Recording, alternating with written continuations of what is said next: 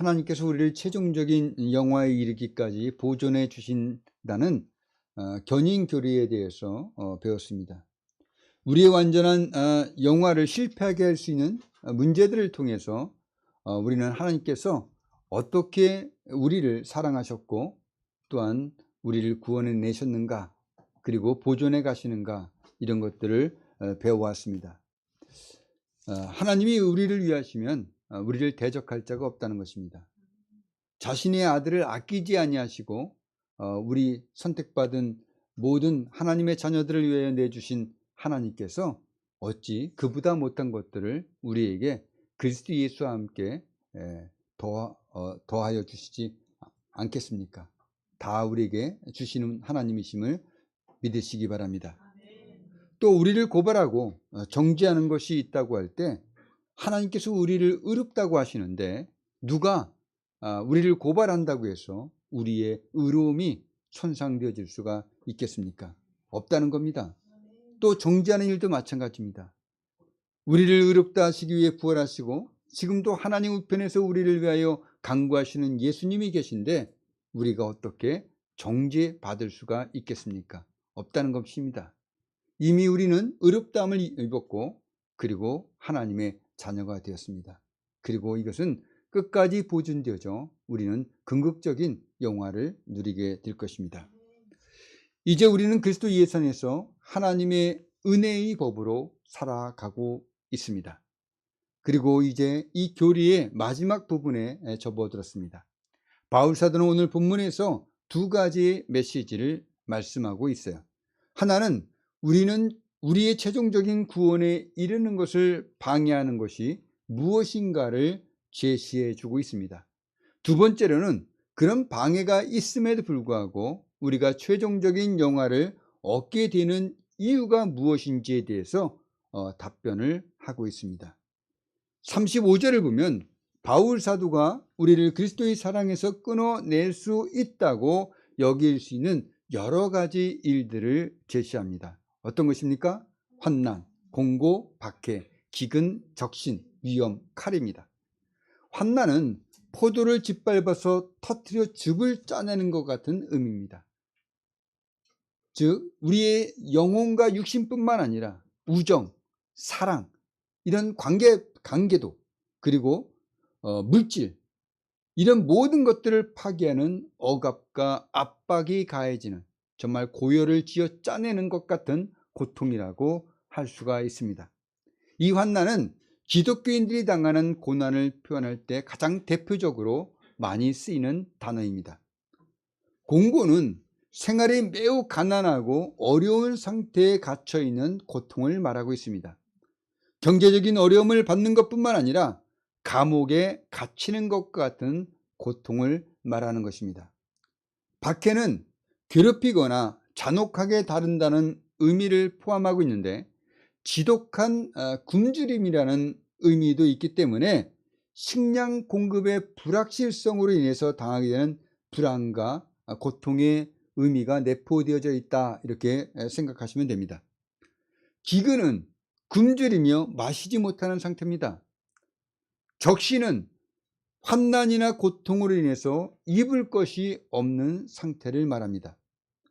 위험은 신체적인 해를 받는 것을 가르치지만은 칼은 생명의 위협을 받는 것을 암시합니다.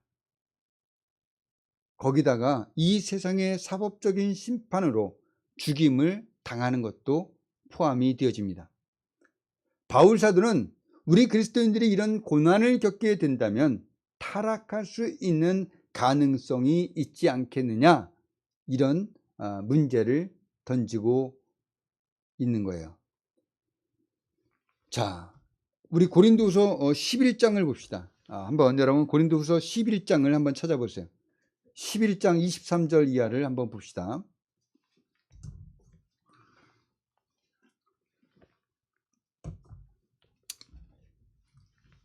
고린도후서 11장을 보면 바울이 자신의 실제 경험에 대해서 말하고 있습니다. 한번 23절에서 27절까지 읽어보겠습니다. 그들이 그리스도의 일꾼이냐? 정신없는 말을 하거니와 나는 더욱 그러하도다. 내가 수고를 넘치도록 하고 옥에 갇히기도 더 많이 하고 매도 수없이 맞고 여러 번 죽을 뻔하였으니 유대인들에게 40에서 하나 감한 매를 5번 맞았으며 3번 태장으로 맞고 1번 돌로 맞고 3번 파산하고 일주일을 깊은 바다에서 지냈으며 여러 번 여행하면서 강의 위험과 강도의 위험과 동족의 위험과 이방인의 위험과 신의 위험과 광야의 위험과 바다의 위험과 거짓 형제 중에 위험을 당하고 또 수고하며 애쓰고 여러 번 자지 못하고 줄이며 목마르고 여러 번 굶고 춥고 헐벗었느라. 자, 그러니까 오늘 제시한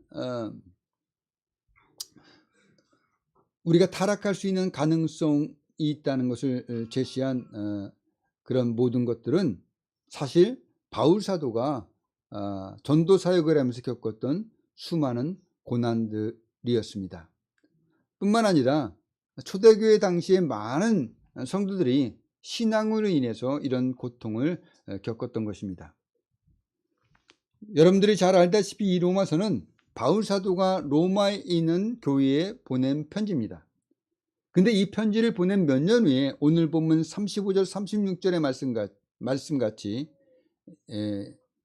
이런 일들이 진짜로 일어나게 됩니다. 35절 36절은 뭐라고 했습니까? 누가 우리를 그리스도의 사랑에서 끊으리요? 환난이나 공고나 박해나 기근이나 적신이나 위험이나 칼이라. 기록된 바 우리가 종일 주를 위하여 죽임을 당하게 되며 도살당할 양같이 여김을 받았나이다. 이런 일들이 진짜 일어난다는 것입니다. 로마 황제 네로는 로마를 새롭게 건설하기 위해서 하나의 계획을 세워놨습니다. 그래서 로마 시내에 화재를 일으킵니다. 그리고 로마의 대부분을 다 태워버렸어요.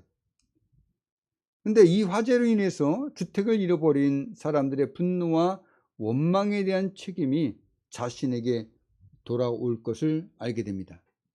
그래서 자신에게 그 화살이 돌아오기 전에 재빨리 그리스도인들이 로마 시내에 불을 질렀다고 거짓말을 함으로써 그리스도인들을 희생양으로 삼게 됩니다. 그래서 범죄와 처벌의 일치라는 로마법의 근본 원칙에 따라 그리스도인들도 불태워 죽이게 되는 것입니다.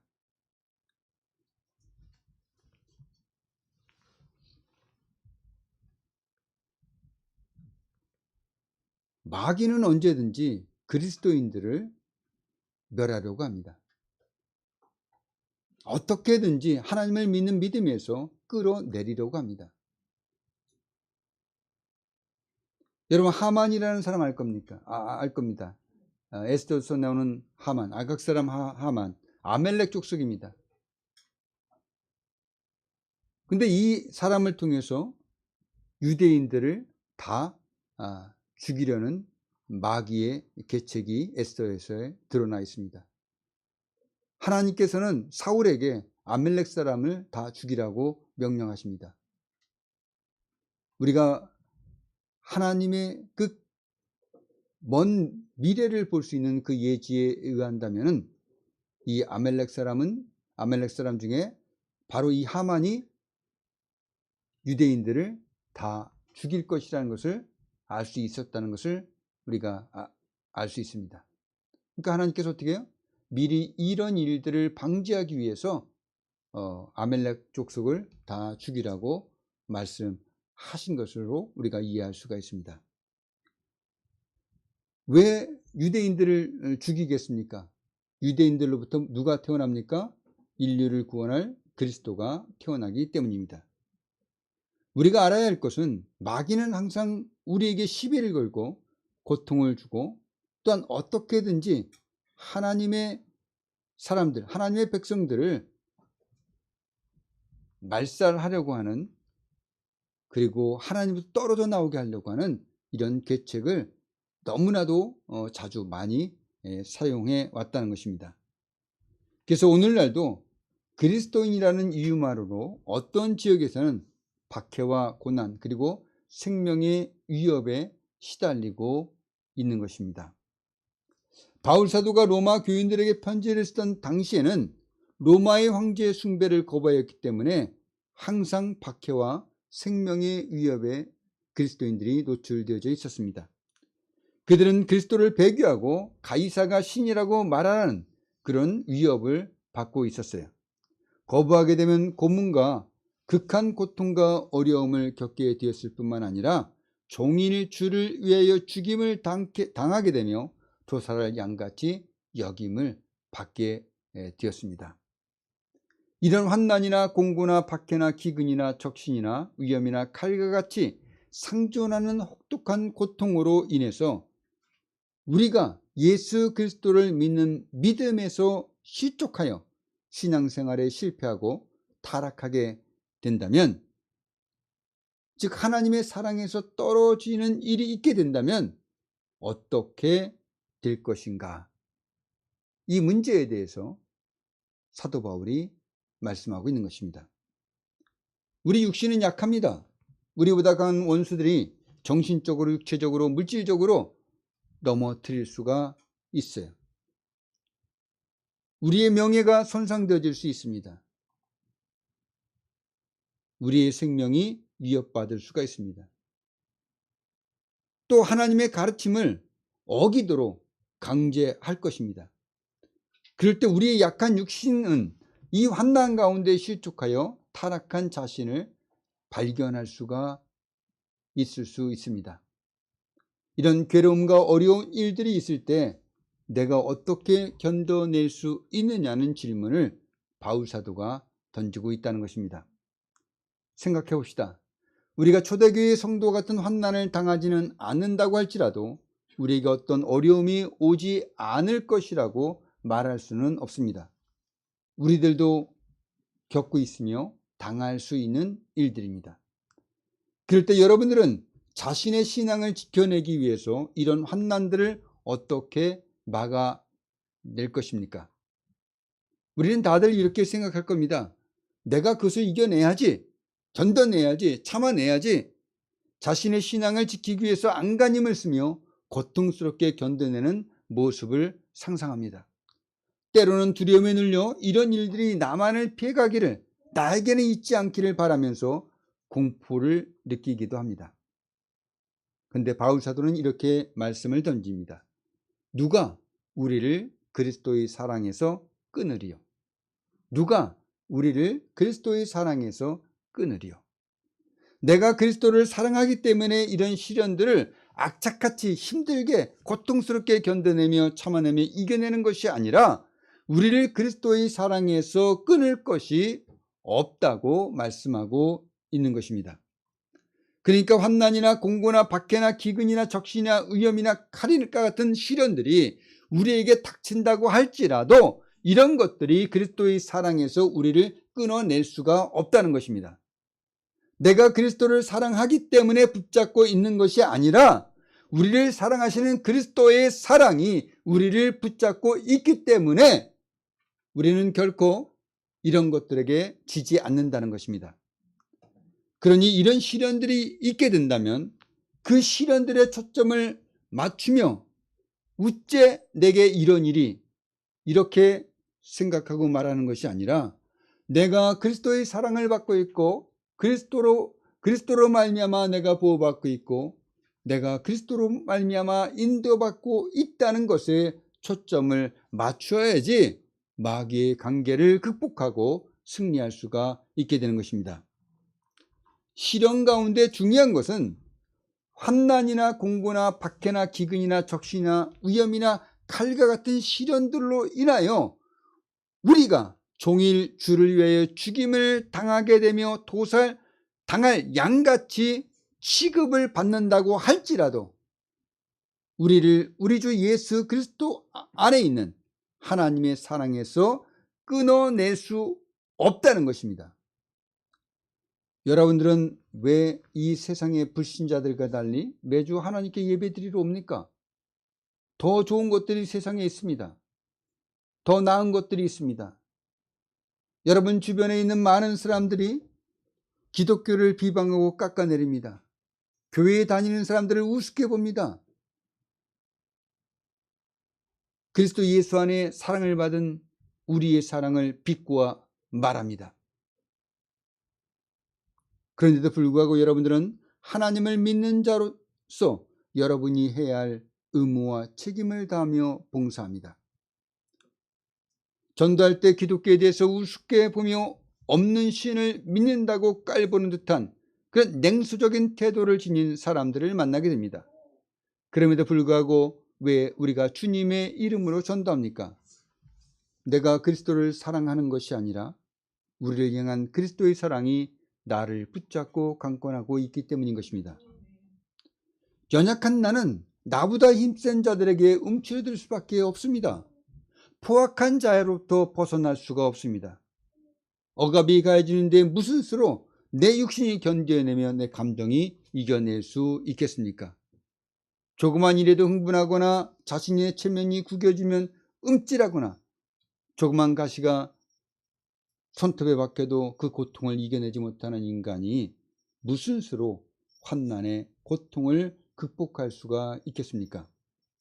그러나 나를 향한 그리스도의 사랑으로 내가 이겨낼 수 있는 것입니다. 나를 향한 하나님의 사랑으로 내가 믿음을 지켜낼 수가 있게 되는 것입니다. 나를 향한 하나님의 사랑이 나를 최종적인 구원으로 들어가게 하는 것입니다. 신약시대 사도 요한의 수제자로서 사도들과도 친분이 있었던 교부가 있었습니다. 그리고 그 시대의 가장 어른이 되는 첫 순교자이기도 합니다. 이 사람은 서머나교의 감독으로서 서머나교에서 한 50여 년 동안 목회 사역을 감당했습니다. 바로 폴리카브입니다. 순교자 폴리카브입니다. 폴리카브는 로마 군인들이 자신을 체포하려 한다는 소식을 듣고 친구들의 조언에 따라 마을 외곽에 있는 한 작은 별장으로 피신합니다. 그곳에서 기도를 하던 중 자신이 산채로 화형을 당해야 한다는 결심을 하게 됩니다. 그리고 친구들에게 자기의 결심을 말합니다. 이제 로마 군인들이 86세 먹은 정말 고령인 폴리캅을 체포하기 위해서 들이닥쳤습니다. 친구들은 도망가라고 했지만 하나님의 뜻이 이루어질 것이네. 폴리캅은 이렇게 대답할 뿐이었습니다. 폴리캅은 로마 황제를 주라 부르지 않고 예수를 믿고 전하며 민심을 소란케 한다고 사형 언도를 받습니다. 당시 서머나 총독이었던 스타티우스는 원양 경기장 안의 수많은 군중들 앞에서 폴리캅에게 묻습니다. 황제의 수호신인 티게 여신에게 맹세하라. 예수를 저주하라. 예수를 한 번만 부인하라. 그러면 살려주겠다. 그때 폴리캅이 이렇게 말합니다. 나는 평생 동안 그분의 종이었고 우리 주님은 한 번도 나를 모른다 하지 않으셨는데 내가 어찌 나를 구원해 주신 우리 주님을 모른다 할 수 있겠는가? 그러자 성난 군중들이 폴리캅을 쌓아놓은 장작더미에서 화형시키라고 아우성을 칩니다. 그러자 총독은 계속해서 황제를 주라고 하지 않는다면 폴리캅을 화형시키겠다고 위협합니다. 그때 폴리캅이 총독에게 말합니다. 당신이 위협하는 그 불은 몇 시간 타고 나면 잠시 후에는 꺼져버리는 거죠. 그러나 불신자들에게 다가올 예배된 불의 심판은 영원한 형벌임을 당신은 알지 못하는군요. 자, 이제 당신이 하려던 일을 어서 하시오. 왜 지체합니까? 군인들이 폴리캅을 화형시키기 위해 도망가지 못하게 단단히 붙들어 매려는 것을 보고 폴리캅은 군인들을 저지하며 이렇게 말합니다. 나를 이대로 두시오. 당신들이 단단히 붙들어 매지 않는다고 할지라도 나는 장작더미 위에서 꼼짝하지 않고 견뎌낼 것이오. 그 불을 견디도록 허락하시니가 그 불을 견뎌낼 수 있는 힘을 내게 주실 것이오. 폴리캅은 그리고 하나님께 기도를 드립니다. 하나님 아버지, 당신께서 오늘 이 시간 저로 하여금 순교자의 반열에 서게 해주시니 감사합니다. 그리고 그리스도의 잔치에 참여하게 하시어 내 몸과 영혼이 성령에 썩지 않는 축복 속에서 영생의 부활을 얻기에 합당하다고 여겨주시니 감사합니다. 드디어 불은 점화되었고 폴리캅은 순교하게 됩니다. 죽음조차 두려워하지 않고 오히려 하나님께 감사드리며 자신의 신앙을 굳게 지킨 폴리카베의 순교는 모든 사람들에게 각인되어집니다. 심지어 각처에서 이방인들까지도 폴리카베의 죽음을 눈앞에 두고서도 조금도 움츠러들지 않고 십자가에서 죽은 예수가 하나님이라고 주장하였던 것 때문에 널리 소문이 퍼지게 됩니다. 그 누구도 이런 순교의 모습을 찬양하지 않을 수 없고 존경심을 느끼지 않을 수 없으며 또한 그것에 고무되지 않을 수 없었던 것입니다. 또한 신앙을 공개적으로 고백하지 못하던 기독교인들에게도 커다란 용기를 불어넣어 주게 됩니다. 어떻게 이런 일이 가능합니까? 37절입니다. 그러나 이 모든 일에 우리를 사랑하시는 이로 말미암아 우리가 넉넉히 이기느니라. 내가 예수님을 사랑하기 때문에 죽음조차 두려워하지 않고 넉넉히 이기게 되는 것입니다. 우리가 늘상 죽음의 위협 속에 있다고 할지라도 이런 위험들이 하나님의 사랑을 받고 주님을 따르는데 아무런 장애가 될 수가 없습니다. 왜냐하면 우리의 연약함을 가지고 우리가 주님을 사랑하는 것이 아니라 세상을 이기시고 세상보다 크신 그리스도께서 우리를 사랑하시기 때문인 것입니다.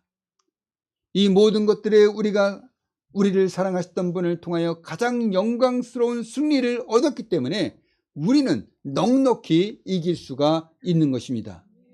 누가 우리를 그리스도의 사랑에서 끊으리요? 우리를 우리 주 그리스도 예수 안에 있는 하나님의 사랑에서 끊을 수 없으리라.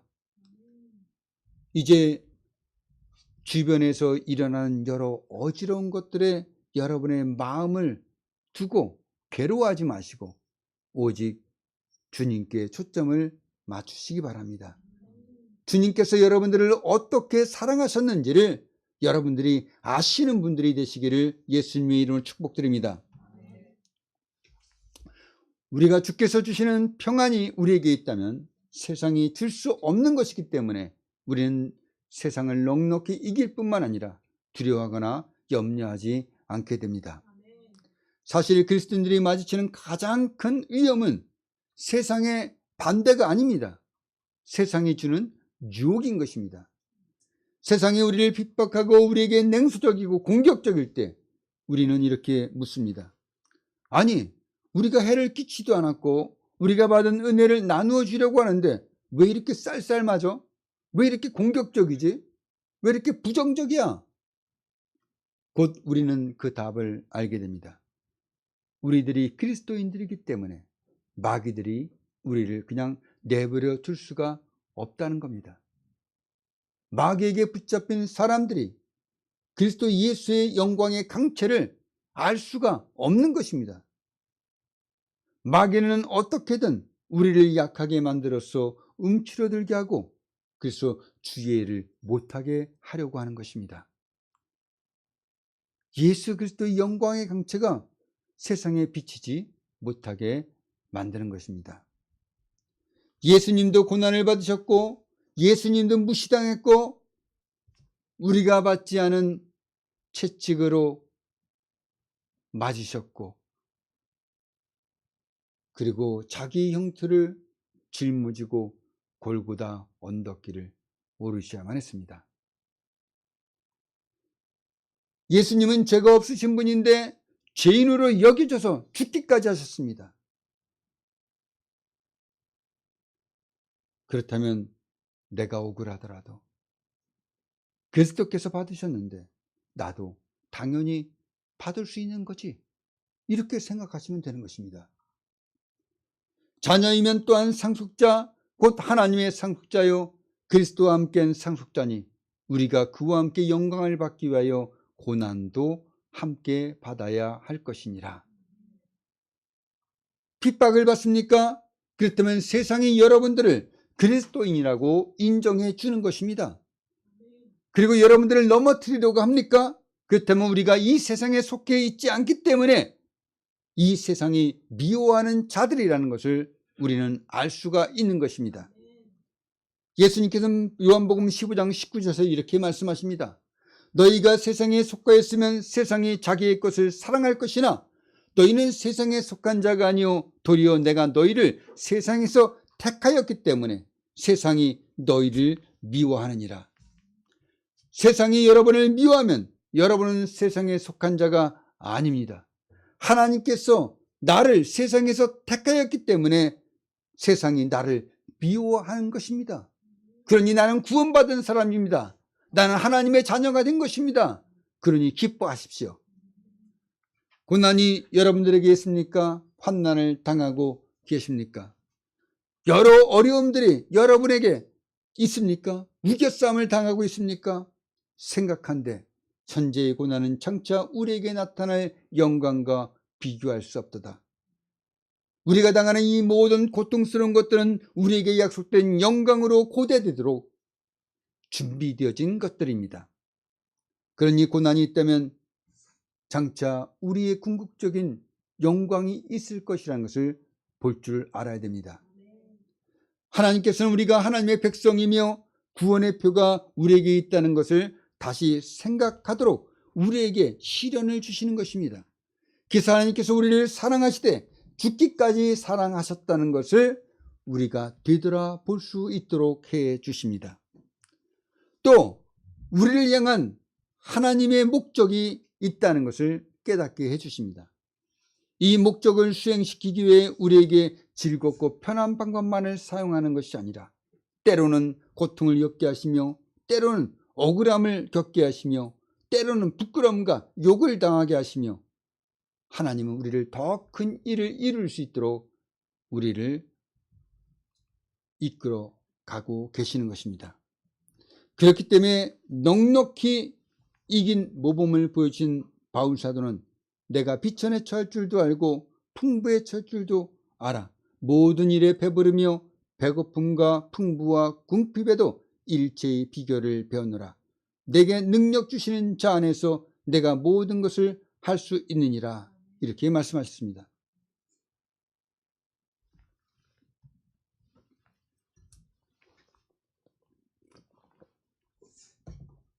우리는 하나님께서 주신 많은 것들 갖고 있습니다. 근데 그 주지 않은 그 하나에 초점을 맞추며 그것을 달라고 합니다. 그것이 선악과가 될 수가 있다는 것입니다. 저는 금요일에 자면서 난방을 안 틀었어요. 전기장판을 하고 자면은 뭐 괜찮겠죠. 3에 맞춰놓고 잤습니다. 아침에 거뜬하게 일어났어요. 그리고 문을 다 열어놓고 이제 설교를 작성하고 있는데 갑자기 오후부터 콧물이 떨어지는데 콧물이 멈추질 않는 거예요. 하나님께 기도합니다. 하나님, 콧물을 치료해 주세요. 치료해 주세요. 하나님. 콧물이 떨어지지 않아요. 콧물이 계속 떨어지면서 바닥에 다 떨어집니다. 그걸 닦으면 또 떨어지고 닦으면 또 떨어지고. 그래서 계속 기도합니다. 하나님, 치료해 주세요. 치료해 주세요. 치료가 안 되는 거예요. 다른 사람들은 치료하면서 왜 나는 치료 안 되지? 저는 한 가지를 깨닫게 됩니다. 바로 나의 능력이 아니라 하나님께서 나오는 능력이라는 것입니다. 나를 약하게 하심으로 하나님의 강함을 보게 만드는 것입니다. 나의 무능력을 보면서 하나님의 능력을 보게 하시는 것입니다. 내게 능력 주시는 자 안에서 내가 모든 것을 할 수 있는 것입니다. 마찬가지입니다. 하나님 우리가 고난을 참아낼 수 있는 특별한 힘을 주십니다. 그리고 죽음조차도 우리를 하나님의 존전으로 즉각적으로 들어가게 하는 것이기 때문에 죽음조차도 나에게는 유익한 것입니다. 그리스도와 함께 하는 것이라면 죽는 것이 더 나은 것입니다. 세상 사람들은 죽음을 두려워합니다. 죽음을 무서워합니다. 죽음을 고통스러워합니다. 그래서 아주 죽음을 잊어버렸습니다. 죽는다는 생각을 하지 않습니다. 왜? 죽음 뒤에 아무런 희망이 없기 때문입니다. 그들은 죽을 때 모든 것을 다 포기합니다. 그러나 우리는 영원한 거처, 더 이상 사망이 없고 눈물이 없는, 고통이 없는 영원한 거처가 마련되어져 있기 때문에 미소 지으면서 죽음을 맞이할 수가 있게 되는 것입니다. 그러니 죽음조차도 우리 주 그리스도 예수 안에 있는 하나님의 사랑에서 끊어낼 수가 없다는 것이죠. 내가 확신하노니 사망이나 생명이나 천사들이나 권세자들이나 천재일이나 장래일이나 능력이나 높음이나 깊음이나 다른 어떤 피조물이라도 우리를 우리 주 그리스도 예수 안에 있는 하나님의 사랑에서 끊을 수 없느니라. 하나님은 우리를 우리 주 그리스도 안에 있는 하나님의 사랑에서 끊을 수 없다고 말씀하십니다. 우리가 누굽니까? 그리스도인들입니다. 하나님이 미리 하신 자요, 하나님이 미리 정하시고 부르시고 의롭다 하시고 영화롭게 하신 자들입니다. 하나님은 우리의 죄만을 용서하시기 위해서 우리를 불러주신 것이 아닙니다. 하나님은 우리를 거룩하고 흠이 없는 존재로 우리를 불러주신 것입니다. 최종적인 영화, 썩지 않고 죽지 않고 더 이상 눈물과 고통이 없고 거룩하고 흠이 없는 존재로서 하나님과 영원한 교통을 할 수 있도록 우리를 불러주신 것입니다. 그렇기 때문에 하나님은 이 우리를 거룩하고 흠이 없는 존재로 만들어가는 이 목적을 반드시 이루어 가실 것이기 때문에 우리는 분명히 넉넉히 이길 뿐만 아니라 우리를 우리 주 그리스도 예수 안에 있는 하나님의 사랑에서 끊어낼 수 있는 것이 아무것도 없다는 것입니다. 기억하시기 바랍니다. 기도하겠습니다. 하나님,